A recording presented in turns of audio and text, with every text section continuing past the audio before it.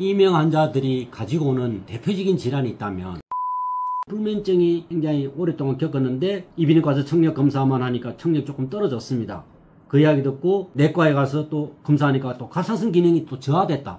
그래서 갑상선약, 고혈압약, 고지혈증 들을 지금 복용한 상태에서 이명 때문에 고통을 겪어서 왔습니다. 어느 날 이 병이 발생했는데 병원 가서 검사하니까 갑상선 기능이 많이 항진되어 있습니다. 약을 드셔야 되겠군요. 그러면 그 약을 먹으면 갑상선 수치는 정상화될지 모르지만 갑상선으로 인한 모든 증상이 해소가 될까? 그럼 갑상선이 이명을 일으키는 거냐? 아니면 이명과 갑상선이 왜 관련이 됩니까? 이래 보면 여러분이 갑상선 질환을 이해하시면 됩니다.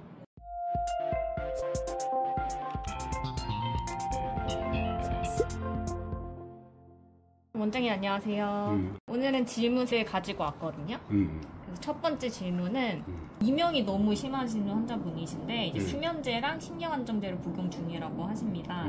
이제 갑상선염으로 병원에서 약을 받아서 복용 중인데 이제 궁금하신 건 이제 갑상선의 기능이 안정화가 되면 이명도 같이 없어지는 게 맞는지 궁금하시다고 합니다. 갑상선과 이명은 모두 아시다시피 달팽이 간에 있는 유모세포가 안팎으로 시달려서 온 겁니다. 괴롭히지 않으면 절대 비명을 지르지 않아요. 그 괴로움의 가장 원인이 우리가 흔히 말하는 소음, 그리고 안쪽에 있는 청각내에서 빚어지는 온갖 인간의 감정, 사고방식, 이런 것들이 달팽이에 타격을 주는 수도 있고 밖으로부터 들어오는 것은 외부의 소음입니다. 그래서 우리가 이명 환자 왔을 때 가장 중요시하는 게 이 사람이 직업이 뭐냐, 어떤 직업을 갖고 있냐 굉장히 중요하고 그 이유가 소음과 관련된 직업이냐 아니냐가 키를 쥐고 있습니다. 그럼 소음과 주로 관련이 없다면 외부의 인자가 아니라면 거의 내부적인 인자는 정신적 피로입니다. 그래서 한마디로 이명의 3대 원인을 설명하라. 그러면 첫째 뇌의 피로, 두 번째가 마음의 피로, 세 번째 오장육부의 균형이 깨짐으로 인해서 온갖 불편한 증상을 일으키는 신체의 피로, 이 3개가 기본 원인이기 때문에 갑상선은 흔히 우리가 대부분 증상이 피로입니다. 피로를 이렇게 유발하는 대표적인 질환은 당뇨와 갑상선, 전립선, 이 3개 질환이 오늘날 우리 현대인에게 많은 질환으로서 만성 피로의 원인이 됩니다. 대부분의 사람들은 만성 간염이나 이런 질병이 피로에 간이 나빠서 피로하다 이렇게 알고 있지만 이명은 어떤 면에서 간보다는 갑상선이나 당뇨, 전립선의 질환을 갖고 있는 사람들 훨씬 더 임상에서 고통을 많이 겪고 있습니다. 그래서 이명과 갑상선의 관계는 당연히 유모세포를 피로하게 하는 원인 중에 하나가 갑상선이 들어가기 때문에 갑상선과 이명은 직결되어 있지만 갑상선이 이명을 일으킨다 이것이 아니라 이명이 온 환자에게 특정한 질환을 갖고 있다면 그 질환은 이명을 악화시키는 인자로 관계되기 때문에 플러스 요인이지 갑상선 환자는 모두 이명 걸린다. 이 정의는 틀린 겁니다. 그걸 완전히 구분하셔야 돼요. 갑상선과 이명으로 오신 환자분들이 되게 많으시잖아요. 그렇지. 사례를 한번 얘기해 주시면 좀 도움이 될 것 같아요. 갱년기 증상이 조금 남들에 비해서 심하게 겪어서 많은 고통을 겪었다고 하는 분이고 본인 스스로 신경이 매우 예민해서 별거 아닌데 자기는 그게 굉장히 마음에 데미지가 온다든가 쉽게 뿌리치지는 못하고 떨쳐내지를 못하니까 실제 임상에서 우리가 대해보면 여자분들이 제일 많은 게 시부모, 그리고 남편, 그리고 자식, 그리고 친정, 이 4개의 순서가 즉 생활 속에서 오는 겁니다. 갑상선 누가 만들어준 게 아니라 이 사람이 살아오면서 겪는 온갖 정신적인, 심리적인, 육체적인 이러한 것들이 막 짬뽕이 돼가지고 어느 날 이 병이 발생했는데 병원 가서 검사하니까 갑상선 기능이 많이 항진되어 있습니다. 약을 드셔야 되겠군요. 그러면 그 약을 먹으면 갑상선 수치는 정상화될지 모르지만 갑상선으로 인한 모든 증상이 해소가 될까? 그렇지 않습니다. 갑상선 질환은 우리가 말하는 내분비 질환입니다.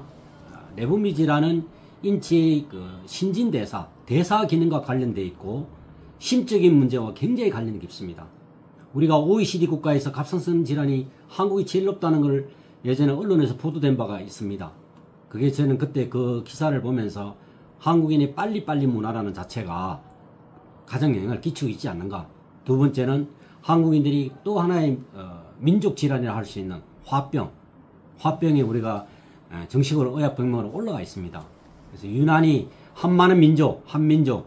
그래서 한국인들이 참고 지내고 수많은 전쟁을 우리가 많이 겪어본 민족이라 항상 전쟁돼서 도망가야 되니까 빨리빨리 문화라, 밥도 빨리 먹어라, 동작도 빨리 해라, 빨리 자라, 맨날 이런 이야기를 듣고 우리가 살아가는데, 실제 우리가 소장의 갑상선을 가지고 온 사람들을 보면 심리적인 문제, 정신적인 문제, 그 다음에 오장육부가 특히 장, 소장에서 본다고 하는 것과 마찬가지로 소장, 대장, 그리고 음식을 반죽시키는 위장, 그리고 소화액 분비하는 십이지장, 이 4개의 장부가 갑상선을 가지고 있는 이명환자에게 관련 질환으로 많이 나타나기 때문에 갑상선과 이명환자의 관련도가 매우 높다고 우리가 임상에서 관찰하는 겁니다.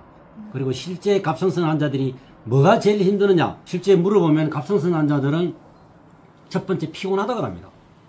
두 번째는 불안하다고 합니다. 세 번째 환자는 심지어는 손도 떠는 사람이 있습니다.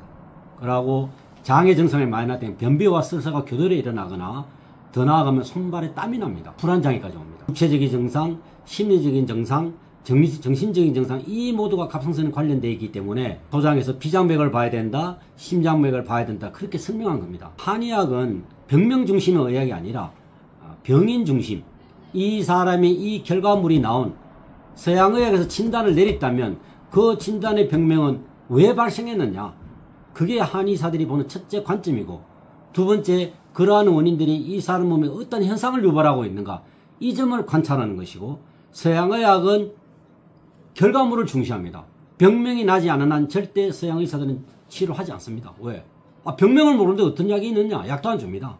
하지만 한의사들은 병명 중심으로 약을 쓰고 침을 놓는 게 아니고 이 사람의 체질이라든가 평상시의 생활 방식, 정신적인 건강, 심리적인 상태, 그것을 더 위주로 봅니다. 그래서 똑같은 병을 보면서 한의사와 양의사의 접근 방법이 다르기 때문에 같은 환자가 이비인후과에도 가게 되고 신경과에도 가게 되고 한의원에도 오게 되는 이유가, 가는 곳마다 의사들이 해주는 의학이 각자 자기 분야를 이야기하다 보니 그 분야들의 질병이 나았다면 타 의사에게 갈 필요가 없습니다. 만약에 이명과 어지럼이 이비인후과적 질환이라면 한의원에 올 필요가 없습니다. 하지만 제 임상 경험으로는 이비인후과에서 못 고치는 환자는 다 한의원에 와요. 그걸 30년 이상 제가 해온 입장에서 이명과 의지를 되면 접근 방법을 조금 달리 해야 된다. 그것이 제 지론입니다. 실제 제가 이명 환자를 처음에 떼어들게 된 것도 수많은 이명 환자들이 이비인후과에 가니까 답이 없다, 적응해라, 이건 고칠 수 있다면 노벨상을 줘야 된다, 수많은 얘기를 제가 차트에 받아 적으면서, 아니 의학이 오늘은 이렇게 발달했는데 왜 이명을 못 고칠까에 대해서 고민을 시작했고, 하다 보니 이명은 조직의 병이 아니라는 걸 제가 알게 됐고, 근본적으로 가면 류모세포란 청세포가 과민 반응을 한다든가, 아니면 지쳐서 쓰러졌다든가, 아니면 놀래가 자빠졌다든가, 이런 현상은 청력 검사를 통해서 메테르제를 담당하는 세포가 우리가 가 있군요. 절대 죽은 게 아닙니다. 죽은 세포는 소리 지르지 않습니다. 제가 농아 애들도 농아학교 다니는 애들도 집중해 본 적이 있는데 농아들은 이명이 없습니다. 기머거리는 이명이 존재하지 않아요. 이명이 난다는 것은 세포가 죽은 게 아니고 아직도 그나마 꿈틀거리고 있는 겁니다. 그래서 그 꿈틀거리고 있는 세포를 어떻게 활성화시킬 수 있는 방법이 없을까? 똑같은 조건에서 왜 이 사람이 이명을 더 세게 느낄까? 그걸 추적하다 보니 맥을 보니까 뇌의 문제, 마음의 문제, 체력의 문제, 감정의 문제, 이 모두가 이명의 악한 자를 작용하고 있다는 사실을 알게 됐고, 그러한 대표적인 질환에 우리가 흔히 말하는 내분비 질환, 대사성 질환, 그 다음에 정신과 질환, 이러한 것들이 다 관련되어 있기 때문에 이명은 이비인후과의 병이 아니라 전신질환이라고 제가 결론을 내리게 된 동기입니다. 조직학적 질환이면 서양이 훨씬 뛰어납니다. 수술하면 되고 갈아 끼우면 됩니다.